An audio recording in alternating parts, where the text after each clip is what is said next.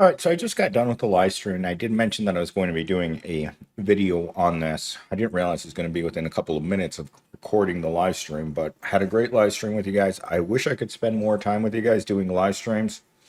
It's just nearly impossible because all of my free time I have to spend making more content ahead of time so that if I get home or I can't wake up in the morning to make a video for the next day, that I'm not stuck making a video after being at McDonald's all day and being completely exhausted and having no creativity, because it does take quite a bit of creativity to create the content on this channel.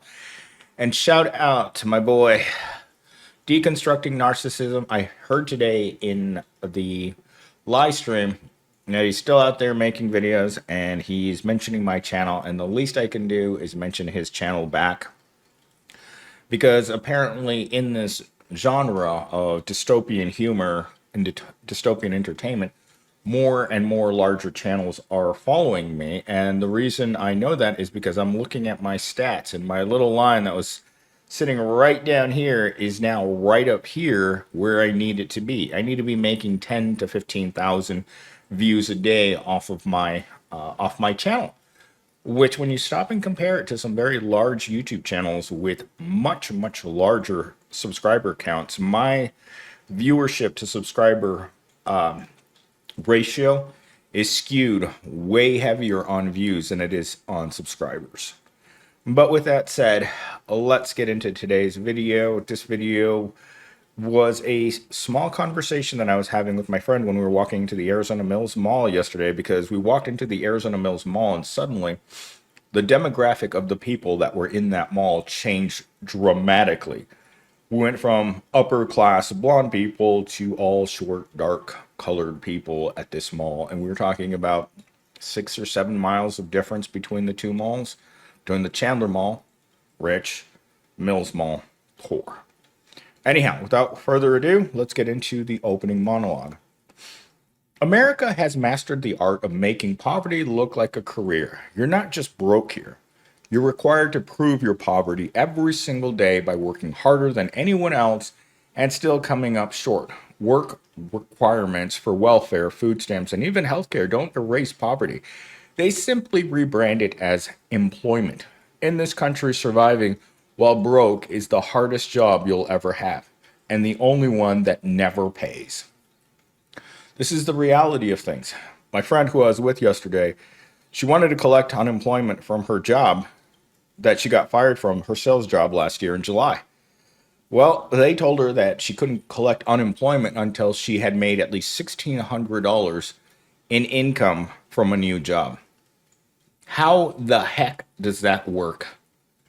You're unemployed, but in order to get unemployment benefits, you have to get a new job? I swear to God, these politicians are smoking something, or they have no idea what it's like in order to be on food stamps, and knowing full well that every time your food stamps expire, you got to prove again that you're still broke in order to get food stamps.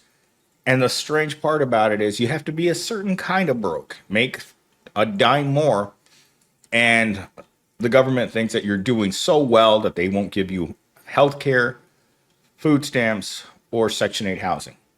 They literally pay you to stay poor. And with that said, let's get into talking point number 1. The message is clear. Poverty isn't a condition to be fixed. It's a performance. You must constantly prove you deserve to survive. Doesn't that seem a bit cruel? That you have to prove that you need health care when we're the only rich country in the world that doesn't have universal basic health care. Why not? Because they think that you should be working in order to have it. You should be working at least 20 hours at McDonald's for, what, $200 a week, maybe? What's $15 times 20 hours, give or take a few hours? What does that look like a month? Nothing. It looks like nothing. And that's what I used to get paid when I worked at Walmart. It was always between 19 and 31 hours. You never knew what days you were going to work. You never knew what was going to happen, whether or not some customer was going to complain about you because you looked at them weird. And I kid you not, that is a complaint that I saw that happened at Walmart. We had this one weirdo kid that worked there, and he was strange to the nth degree, right? This individual would would climb onto a ladder, and then as female customers were walking by, he would snap pictures of their feet. And you don't want to know what he did with those pictures. I didn't want to know what he did with those pictures. And there are guys like that everywhere in the world. I mean, at McDonald's, they're around. Every place that employs the lower class is going to have weird people in it. I don't know why that is, but I've been surrounded by them my entire life, my entire adult life. I would say at least two managers that I knew of specifically in the tech industry that I knew that were so ugly. So their personalities were so terrible that they could not find anyone to go out with them in America. And so they had to go look for women abroad. And they married, both of them married Ukrainian women. And both women came to the United States to be with these, I don't even know what to call them, abnormally adjusted human being with a sense of humor of a cardboard box. And so these women would come because it was still more prosperous to live in America as a housewife than to stay in the Ukraine. But even they couldn't tolerate it. Both of them ended up going back. And every time I run into a former manager of mine. I ask him, it's like, hey, how is so-and-so? It's like, she's not coming back. Worst part is the first guy, she had a kid and didn't want to take the kid back with her. So she left the kid here with him. Anyhow, true story. Talking point number 2. This creates a cruel paradox. You can be working 40 plus hours a week and still be classified as needy. Poverty itself has become a job title with endless responsibilities, budgeting the impossible, stretching groceries, juggling bills, and managing debt. Survival becomes a second unpaid shift layered on top of your actual job. Poverty isn't an absence of work, it's work without reward. How many of you have felt that? Work without reward. I mean, you get to the end of your Mick work week and you look at your Mick paycheck that says $250 on it. And you look at what is in your bank account right now. And if you're like me, your bank account by the time you get to your next paycheck is actually negative because of all of the overdraft fees, because you didn't realize that you had run out of money, which is exactly what happened to me last night. I was like, uh-oh, my card just declined. Better go look and see what happened. Yeah, life happened right there. At some point yesterday, I just ran out of money. And just like that, you wonder, didn't I just work all week? Yes, you did. But your McPaycheck isn't going to stretch into the next pay period. And I don't get paid from YouTube for another 3 days. So guess what? You gotta figure it out. This life for poor people is definitely not about enjoyment. It's not about relaxation. It's not about anything good. If you're working at McDonald's like yours truly, you are poor. And you are supposed to be poor. Because if there wasn't poor people to work at these places, how could these corporations continue to make record profits? Well, according to the Epic economists, they're not. More and more corporations that employ minimum wage workers are finding it nearly impossible to stay open because the price of everything is so high that your target demographic of workers, well, they can't afford to shop in your store. So if you're paying your workers so little and inflation has caused prices to go so high, they haven't increased the minimum wage in order to compensate that. In fact, this year in Arizona on January 1st, they increased the minimum wage by 50 cents. 50 cents. How is that helping someone who has to find a place to live where the average rent of an apartment like this hellhole I'm sitting in right now is $2,300 a month. And I'm not talking about high school students. I'm not talking about fresh grads from college. I'm talking about a 40-year-old man sitting at home in his underwear with no shirt on. How is that guy supposed to make up the gap? Well, it's easy, right? Millennials do. You just have 3 jobs. But even having 3 jobs doesn't mean that you're entitled to health benefits. Because that's one thing that when I worked in retail, they always told me was true. Why would you have one job with health benefits when you can turn it into 2 low-paying jobs with no health benefits, which means that they don't have to pay for anything for you. If they keep you just below that threshold, they don't have to pay you. And you can have 3 jobs like that. In fact, I knew someone who had 3 jobs like that. He was working 25 hours at each job, and on purpose, every one of those jobs made it so he couldn't have health benefits. And according to the man, you make too much money, so you can't have health benefits. There are literally millions of people who are going to be kicked off of Medicaid and Medicare by the Cheeto in chief. Why? You make too much money. But you look at what they think is too much money. It's not too much money a politician's salary. You make too much money from working 3 fast food worker jobs. And yet you still don't qualify, which boggles the mind, right? That they've created these loopholes for themselves to purposely give their workers the middle finger. And the middle finger is a constant thing to the working class. You want vacation? Not here. You want paid time off? Not here. Paid holidays? No, thank you. Anything good for the workers is bad for the corporation. So instead of helping their workers, they make certain that they only help one person at work that matters: shareholders and owners. Everyone else can go kick rocks because this system isn't here for you. It's for them. And to ensure that they have a steady supply of Susie Rottencrotch and Johnny Sixpack, they make certain that unless you participate, you don't get anything. And at the very same time, always asking for corporate handouts. This is what I don't get. If no one wants to feed the hungry, but the hungry are working, whose fault is it? Is it the hungry's fault for being pointless eaters? I don't understand this problem, how it hasn't been fixed, but obviously it's working for the right people, or else they would have found a solution just like too big to fail. You have to make certain that you bail out certain people that I don't get. All those people are rich, but you can't bail out Susie Rottencrotch, that single mom with 5 kids by 5 different dads.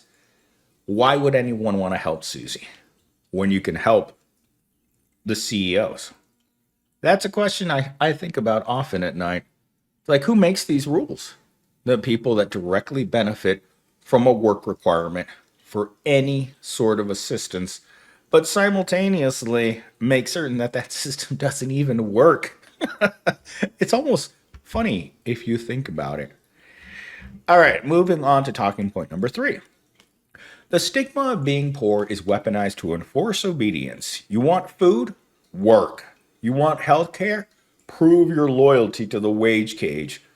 Poverty isn't just financial. It's a psychological labor designed to keep you in place. I keep hearing that in these scripts that it generates, that make certain that your workers don't have time to think about their situation. If your brain is constantly in survival mode, and we're talking basic survival here, living under a rock and tossing another hand of dirt into your mouth and calling it sugar.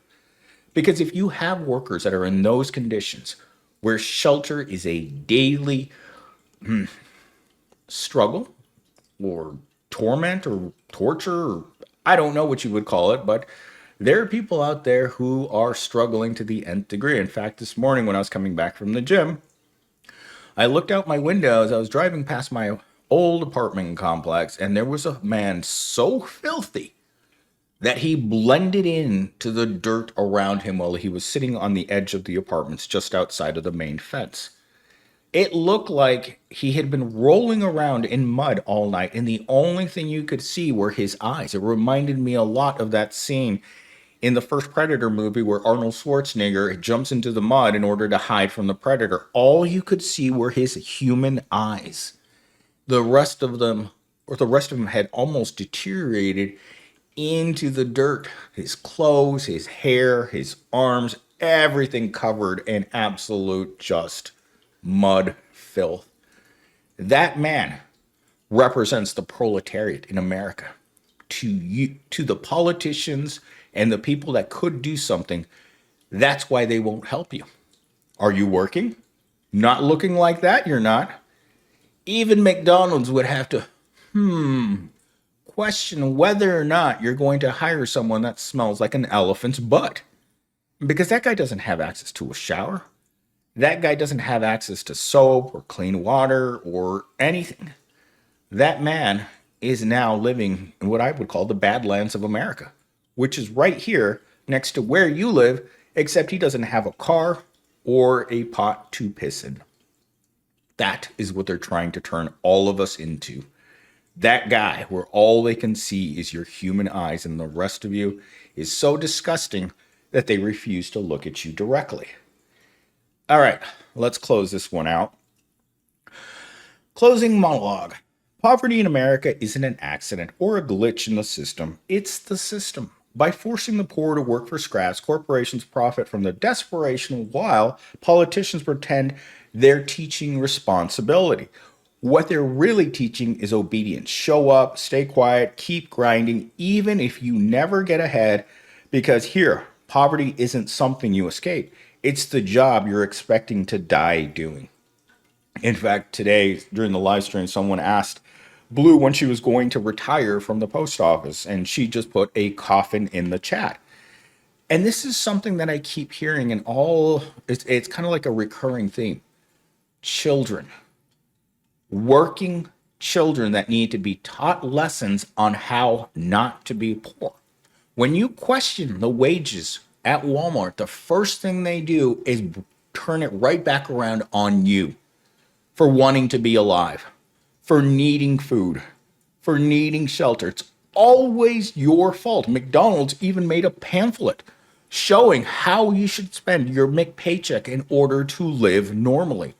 It doesn't make any sense. If you go on Indeed right now and look up McDonald's and try to apply to the job, they're going to send you, there's a link there that sends you to their website that shows what McDonald's thinks their ideal worker is.